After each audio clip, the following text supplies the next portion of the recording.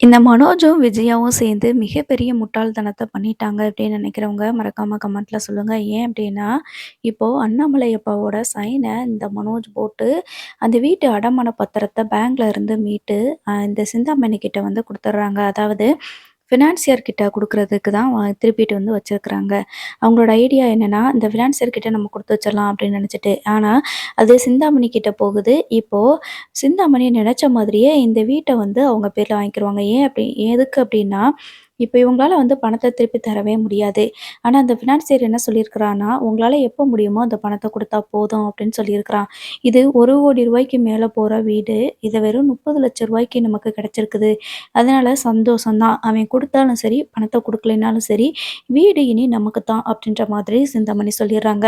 இப்போ ஃபினான்சியர் கிட்ட மொத்தம் ₹12,00,000 பேங்க்ல இருந்து வாங்கிட்டு வந்த ₹16,00,000 சேர்த்து ₹30,00,000 28,00,000க்கு ₹30,00,000 சிந்தாமணி வந்து ஃபினான்சியருக்கு பணத்த குடுத்து, அந்த பத்திரத்த வாங்கி அவங்க வச்சுக்கிறாங்க. இதுக்கப்புறமா கண்டிப்பா அந்த வீடு வந்து நம்ம பிடியில தான் இருக்க போகுது. கொஞ்ச நாள் இருக்கட்டும். அதுக்கப்புறம் நம்ம அவங்க எல்லாரையும் வெளியில விரட்டிறலாம் அப்படின்னு சொல்லிட்டு சிந்தாமணி வந்து நெனச்சிட்டு இருக்கிறாங்க. இப்பயே நம்ம சொன்னோம் அப்படின்னா, கண்டிப்பா ஏதாவது பெரிய பிரச்சனையாகும். அதனால இந்த முத்து ஏதாவது ஒண்ணு பண்ணி நம்மள வந்து எதுலயாவது பிரச்சனையில மாட்டி விட்டுருவான். இந்த பணத்த குடுத்துட்டு இவங்க இத மீட்டுட்டு போறதுக்கு வாய்ப்பு இருக்குது. அதனால இன்னும் கொஞ்ச நாள் குடுப்போம். அதனால தான் அப்பதான் வந்து வட்டி எல்லாமே ஏறிட்டு போற மாரி கணக்கு காட்டி, நம்ம வந்து பத்திரத்த நம்மளே வச்சுக்கலாம். அப்பனா இவங்களால வந்து பணத்த குடுக்க முடியாது இல்லையா? அதனால அப்படியே நம்ம வச்சுக்கலாம் அப்படின்ற மாதிரி சிந்தாமணி பிளான் பண்ணியிருக்காங்க. இப்போ விஜயாவ வர சொல்லி, "அ நீங்க வந்து ப அந்த பத்திரத்த அடமானம் வச்ச பத்திரத்த வாங்கிட்டு வந்து ஃபினான்சியர் கிட்ட குடுத்துட்டதா நான் கேள்விப்பட்டேன். ரொம்ப நல்லது மாஸ்டர். இனிமே வந்துட்டு உங்களுக்கு எந்த பிரச்சனையும் இருக்காது. அந்த ரோகிணிய உங்க மகன விட்டு போறதுக்கு என்ன வழி பண்ணணுமோ, அத மட்டும் நீங்க இனிமே பார்த்தா போதும். இந்த டென்ஷன் குறைஞ்சிருச்சுல" அப்படின்னு சொல்லி சொல்றாங்க. "ரொம்ப நன்றி சிந்தாமணி. நீங்க வந்து இந்த ஹெல்ப் பண்ணல அப்படின்னா, இப்படி ஒரு அ ந பெரிய சிக்கல்ல இருந்து நான் தப்பிச்சிருக்க முடியாது. உங்களோட உதவி வந்துட்டு என்னைக்குமே எனக்கு தேவ தான்" அப்படின்ற மாதிரி சொல்றாங்க. பார்வதி வீட்ல உட்காந்து தான் இத வந்து பேசுறாங்க. அப்ப பார்வதி இதெல்லாம் கேட்டுட்டு, "என்ன உதவி விஜயா?" அப்படின்ட்டு கேட்குறாங்க. "இல்ல பார்வதி, உன்னைய மாதிரியே எனக்கு சிந்தாமணியும் நல்ல ஃப்ரெண்டு தான். உன்ன விட இப்போ வந்தவங்க இந்த சிந்தாமணி என்னைய ரொம்ப நல்லா புரிஞ்சு வச்சுக்கிட்டாங்க. அதுக்காக நான் உன்னையெல்லாம் குறை சொல்லல. எனக்கு என்ன தேவையோ அத வந்து புரிஞ்சு வச்சுக்கிட்டு எனக்காக வந்து உதவி பண்றாங்க. கேட்ட உடனே பண உதவிலாம் பண்றாங்க" அப்படின்னு சொல்றாங்க. இதனாலேயே வந்து பார்வதிக்கு சந்தேகம் வருது. இந்த சிந்தாமணி சாதாரணவ கிடையாது. ஏதோ அடித்தளம் போட்டு தான் இந்த விஜயாவுக்கு பணம் குடுத்துக்கிட்டு இருக்கிறா, அப்படின்னு சொல்லிட்டு நினைக்கிறாங்க. இத நம்ம எதுக்கும் முத்துக்கிட்ட ஒரு வார்த்தை சொல்லி வைக்கலாம் அப்படின்னு சொல்லிட்டு, முத்துவுக்கு கால் பண்ணி வீட்டுக்கு வர சொல்றாங்க. உடனே முத்து வீட்டுக்கு வந்ததுமேனு, "என்னத்த ஃபோன் போட்டு வர சொன்னீங்க? ஏதாவது அவசரமா?" அப்படின்ட்டு கேட்குறாங்க. "அதெல்லாம் இல்லப்பா. எனக்கு எந்த பிரச்சனையும் இல்ல. ஆனா, உங்க அம்மா பண்றது தான் கொஞ்சம் எனக்கு சந்தேகமா இருக்கு" அப்படின்னு சொல்லி சொல்றாங்க.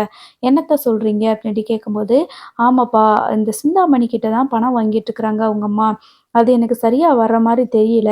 கொஞ்சம் பார்த்து கவனமா இருந்துக்கோங்கப்பா" அப்படின்னு சொல்லி சொல்றாங்க.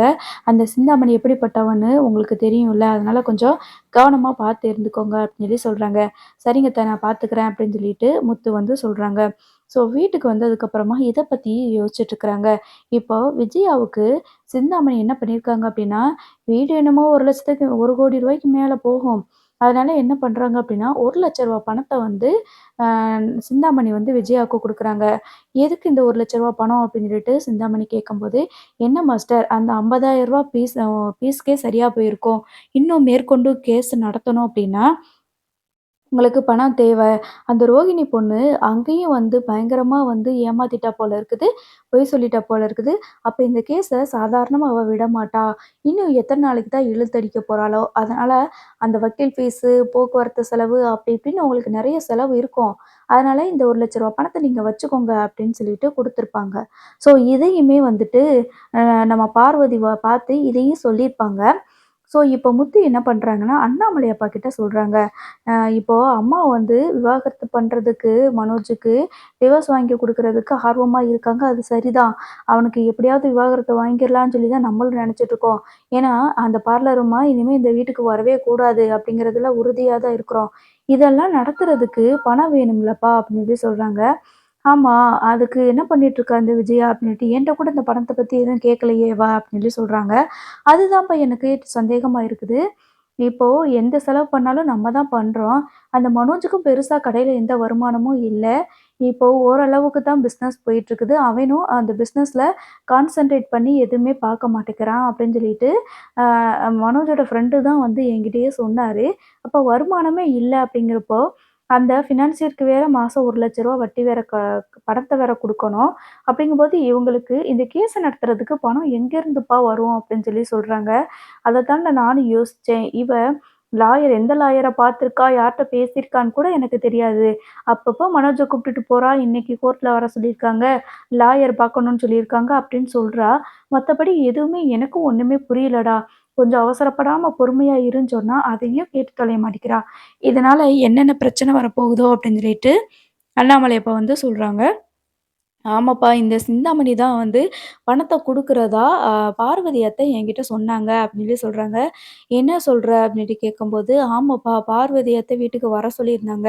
அப்போ லாயர பார்த்து இன்னும் இந்த கேஸ நடத்துங்க அப்படின்னு சொல்லிட்டு, ஏற்கனவே சிந்தாமணி தான் பணத்த குடுத்துருக்காங்க. மறுபடியும் இப்பயும் பணத்த குடுத்துட்டுருக்காங்களாம். உங்களுக்கு என்ன தேவைப்படுதோ என்கிட்ட கேட்டு வாங்கிக்கோங்கன்னு சொல்லியிருக்காங்களாம். அதுதான் எனக்கு சந்தேகமா இருக்குது. ஏன்னா, அந்த ஃபினான்சியர் வந்து ரூ. 16,00,000 வந்து நமக்கு செக் எழுதி குடுத்துருந்தான் அம்மாகிட்ட. அதனால தான் எனக்கு இன்னும் சந்தேகம் அதிகமாகுது. ஒருவேள பேங்க்ல இருந்து அடமானம் வச்ச பத்திரத்த மீட்டு இவங்கள்ட்ட குடுத்துருப்பாங்களோ! அப்டின்னு சொல்லி சொல்றாங்க. அது எப்புட்றா? அப்டிலாம் முடியாது. என் கையெழுத்து இல்லாம அந்த பத்திரத்த மீட்டு எடுக்க முடியாது அப்டின்னு சொல்லி சொல்றாங்க. அப்படி இருக்கோ ஒண்ணு. அப்ப நீங்க கையெழுத்து போடாம அந்த பத்திரத்த வாங்க முடியாது அப்டிதானே? அப்போ எதுக்கு இந்த சிந்தாமணி அம்மாவுக்கு பணத்த குடுத்துக்கிட்டே இருக்கிறாங்க? ஒருவேள பணத்த குடுத்தா, அம்மா அந்த பத்திரத்த எப்படியாவது நம்மகிட்ட சண்ட போட்டாவது மீட்டு எடுத்து, அந்த சிந்தாமணி கையில குடுத்துருவாங்கன்னு நெனச்சுட்டு, அம்மாவுக்கு கொஞ்சம் கொஞ்சமா ஹெல்ப் பண்ணிட்டுருக்கு போல. எனக்கு தெரிஞ்சு இந்த சிந்தாமணி ஏதோ பிளானோட தான் அம்மாவுக்கு உதவி பண்ணுதுன்னு எனக்கு தெரியுது. அப்படின்னு சொல்லி சொல்றாங்க. அதிசயமான்னு மீனா கூட போட்டி போடாம அந்த அபார்ட்மெண்ட்ல வர்ற ஆர்டர நீயே வச்சுக்கோ அப்படின்னு வேற சொல்லியிருக்கிறாங்களாம். அப்படி விடவே விடாது. ஒரு கோயிலுக்கு முன்னாடி கடை போட்டதே அந்த அம்மாவுக்கு பிடிக்காம கடைய எடுக்க வச்சுட்டாங்க. இவ்ளோ பெரிய அபார்ட்மெண்ட்ல ஆர்டர் கிடைச்சும் சிந்தாமணி வேண்டாம் அப்படின்னு சொல்லியிருக்குன்னா, அதுக்கு பின்னாடி ஏதோ ஒரு விஷயம் இருக்குதுப்பா. இதில தான் எனக்கு பயங்கரமா டென்ஷனா இருக்குது. ஒரு பக்கம் இந்த ரோகிணி அ கேஸ குடுத்து கேஸ ஒண்ணுமில்லாம ஆக்கணும் அப்படின்னு சொல்லிட்டு, அது ஒரு பக்கம் இது என்னென்னமோ பண்ணிட்டுருக்கு. ரவி விஷயத்துல அது ஒண்ணு நடந்துட்டுருக்கு. இப்போ இந்த சிந்தாமணியும் நம்ம குடும்பத்துக்குள்ள இதெல்லாம் யூஸ் பண்ணி குழப்பத்த உண்டு பண்ணிருமோன்னு சொல்லிட்டு பயமா இருக்குது அப்படின்னு சொல்லி சொல்றாங்க. அண்ணாமலை அப்பா இருந்துட்டு, இதெல்லாம் கேட்கும்போது எனக்கு என்ன பண்றதுன்னு ஒண்ணுமே புரியலடா. இந்த வீடு நம்மளுக்கு இருக்கணும் அப்படின்னு இருந்துச்சுன்னா இருக்கட்டும். அப்படி இல்லன்னா இந்த விஜயாவோட அ ஒரு அவசர புத்தியினால வீட்ட இழக்க வேண்டிய நிலைமை வந்துச்சுன்னா, இழந்து தான் ஆகணும். இன்னும் மனோஜ நிம்மதியா அவ வாழ விடவே மாட்டா. பார்த்துக்கிட்டே இரு. இன்னும் என்னென்ன பிரச்சனைலாம் அவ கொண்டு வர போறான்னு அப்படின்னு சொல்லிட்டு அண்ணாமலை அப்பா சொல்றாங்க. பார்ப்போம் இனி என்ன நடக்குதுன்னு.